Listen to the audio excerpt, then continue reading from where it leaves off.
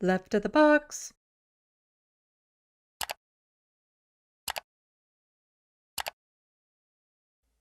We always hear so much about how horrible the American police are, but we tend to forget that Canadian police and American police are pretty much the same thing. And a lot of them cross-train, and in some of the encampment destructions that the police have partaken here in Canada and Toronto and stuff, you see them with badges on that they're not supposed to have on, of American US thin blue line solidarity badges. So we have thin blue line Canadian badges that they're not, police officers are not supposed to wear, but some of them still do. But there's also solidarity badges, where it's like half American flag, half Canadian flag with a thin blue line type thing. So all the stuff that you hear about in the States, it happens here. So we have women's group dismayed that officer who threatened to kill X was demoted, not fired. Yorick pleaded guilty to discreditable conduct, also found guilty in criminal court. So somebody who was found guilty in a criminal court still allowed to be a police officer for something as violent as this. Like, do you think that he would ever be able to be in these situations and not be biased about it? You know? And it's like, I'm here now. I'm just trying to read this. And then this article here catches my eye. Niagara police officer asked trans woman for dead name while questioning her filming at bus terminal. Like, it is just, there's so many issues with the police on both sides of the border. So an Ottawa police officer who threatened to kill his ex and wielded a knife in a 2020 domestic dispute has been demoted for 2 years. That's it, just demoted for 2 years. And some who work to support victims of violence against women say they're disappointed but not surprised. Community groups are still hoping to go over the safety plan in place for the victim, who also works for the Ottawa Police Service, and discussed whether there been any review of the cases the disciplined officer, Constable Yorick, worked on. Before he committed to the domestic offenses, he worked on domestic cases for 4 years as a member of the Intimate Partner Violence Unit. So you have somebody specifically that is supposed to intervene or deal with domestic violence and intimate partner violence, responsible for that type of thing that normally he'd be called in on. And there has been studies out there that have shown that there is a disproportionate amount of intimate partner violence with police officers.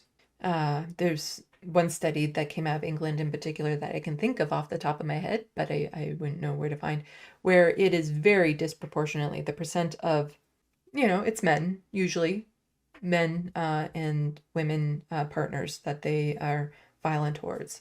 Like, who do you go to if you're the person being abused in that situation? Who do you go to? His colleagues, his friends, his workplace, to try to report that? The 43-year-old pleaded guilty in October to 2 counts of discreditable conduct laid by his force under the Police Services Act. He was previously found guilty of criminal charges and given a conditional discharge, meaning he'll have no criminal record if he abides by the terms of a 3-year probation order. I wonder if that's the same treatment somebody else would have gotten if they weren't a police officer, and let's say if they weren't white. Is that the same type of treatment that they would get? Yeah, it's a rhetorical question. Everyone knows the answer to that. During his internal disciplinary hearing, OPS prosecutors said an appropriate penalty could range anywhere from a 14-month demotion to dismissal from the force. You know what? Dismissal from the force sounds like a very appropriate penalty for this. In the end, the prosecution and defense agreed he should be demoted for 2 years, from first-class constable to second-class constable. So just one step down, one step demotion. In a discussion released December 11th, disciplinary hearings officer Superintendent Chris agreed with that joint submission and sentenced him to the demotion, meaning he stands to lose about $26,000 in salary. So what he loses in salary is more than what I get in a year. And if you look at how much police officers get, like what their salary is, he's not going to be hurting. This doesn't, like, if he has any sense about finances, this won't be hurting him at all. Like I said, that's more money than I get in 1 year. Police officers are regularly on the sunshine list, as we call them here, public servants with salaries over 100,000. They say this, but what they really should have said, so his salary will drop from 100,000 to 80,000 or something like that, to really give a clear indication of, what this punishment is, as in it's not really a punishment. Like it's a demotion that in a couple years he'll get over anyway, and he's still making bank. Like it's disgusting that he's allowed to go back on the force. Like, I'm all for restorative justice, but where in here is the restorative justice? Like, where in here is the talk that he's going to get help, that he's going to, go to counseling, find what his ex needs in order to help them get over this trauma that they endured at his hands? Like, I'm all for restorative justice, but where is it here? It's not happening. And if it's not going to happen, then he absolutely should not be on the force, because he's not going to improve. He's not going to be a better police officer based on this punishment. It's not going to make him magically not be an abusive asshole. Advocacy group has called for dismissal. Earlier this fall, more than a dozen women's advocacy groups disagreed with the submission and signed a public letter late October calling for him to be dismissed from the force. His continued employment erodes public trust, endangers victims, particularly the victims of his crimes, and sends a disheartening message to our community, the letter read. It has also called on the force to make cases involving him available for review, and for the city to redirect resources from policing to community-based supports and services.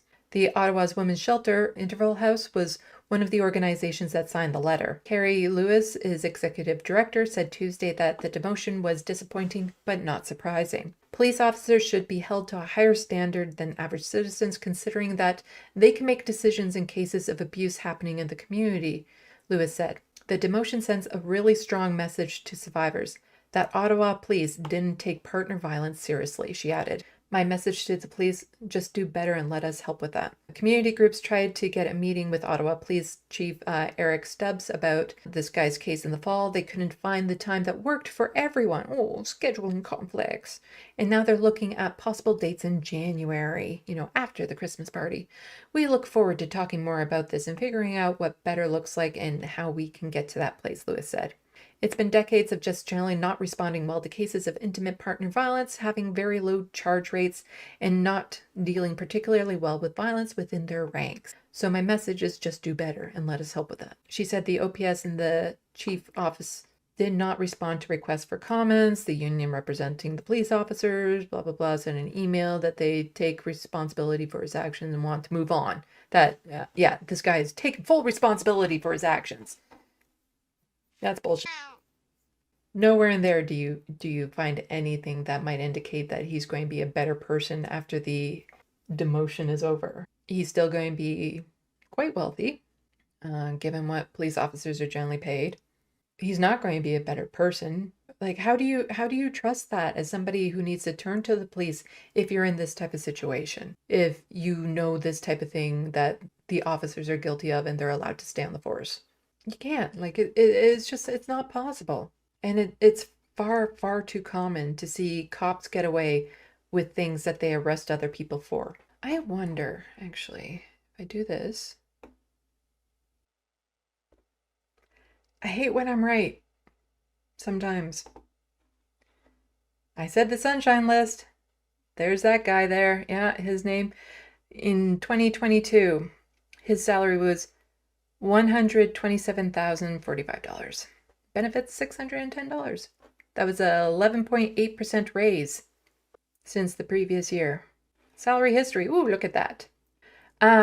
So what they didn't mention is, yes, he's losing out on $26,000 a year.